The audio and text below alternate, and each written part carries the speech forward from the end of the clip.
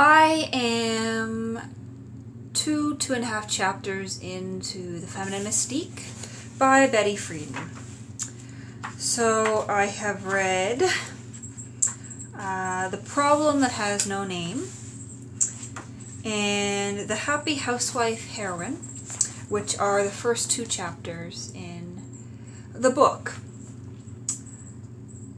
I think I should start out by explaining what the feminine mystique is, what that phrase means. So the feminine mystique is the idea that women are defined by their sexual relations to men. They are defined as sex objects, as wives, as mothers, but never as independent beings in their social relations. They are never defined by themselves, by their own actions in society, Friedan says. The idea of the feminist mystique is that the highest value and only commitment for woman is the fulfillment of her own femininity. And there is a great quote that explains exactly what the mystique of femininity is. Friedan says, "It says that the great mistake of Western culture through most of its history has been the undervaluation of this femininity. It says that femininity is so mysterious and intuitive and close to the creation and origin of life that man-made science may never be able to understand it. But however special and different, it is in no way inferior to the nature of man. It may even in certain respects be superior. The mistake, says the mystique, the root of women's troubles in the past is that women envied men. Women tried to be like men, instead of accepting their own nature, which can find fulfillment only in sexual passivity, male domination, and nurturing maternal love." So Friedan says that in the 1920s, in the 1930s, and in the early 40s, women made great strides in terms of rights, in terms of what they were able to do, what careers they could have, what life they could have outside the home. But in the late 40s and the 1950s, society took a step back, women returned to the home, and this feminine mystique formed or reformed, and suddenly the possibilities for women were much narrower than they had been a decade or two earlier. And she looks at this in part through the examination of women's magazines.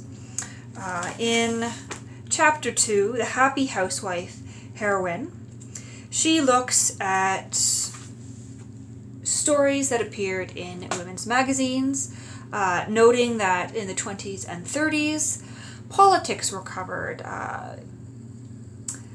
global issues were covered, but by the late 40s and the 1950s, politics were not covered at all. And if they were, it was in relation to things that were considered feminine issues, women's issues. Everything was about children, about house cleaning products, about domestic life, about how to make your husband happy. And even the fiction changed, even the short stories changed, the novels changed. In the 20s and 30s, a lot of the published fiction kind of congratulated women, condoned women who had careers, who had lives outside of the home. But by the 1940s and 50s, the plot lines punished women for having careers, for not being married, for not having children, for not seeing to their husband's needs. Friedan writes on page 93 that by the end of 1949, only 1 out of 3 heroines in the women's magazines was a career woman. And she was shown in the act of renouncing her career and discovering that what she really wanted to be was a housewife. Frieden describes that by the late 1950s, women were marrying younger and younger, some of them in high school. Going to college wasn't a means to a career for most women anymore. It was a means to find a man to get married. There were women who skipped college altogether, who gave up scholarships because they believed that education would be a disadvantage, that men did not want an intelligent woman, that getting an education would cause them to long for, cause them to get used to things that were not their destiny in life, were not their lot in life. That education would somehow damage their femininity, somehow damage their feminine desires. So that is the first 2.5 chapters or so. I have just started in on the passionate journey, and I will return to you in a few days with another video about the feminine mystique. These videos are partly for you and partly for me, probably mostly for me. It helps, I think, to sit down and to talk about this book, to talk about the issues raised in it, so that I can process them in a way that perhaps I haven't before.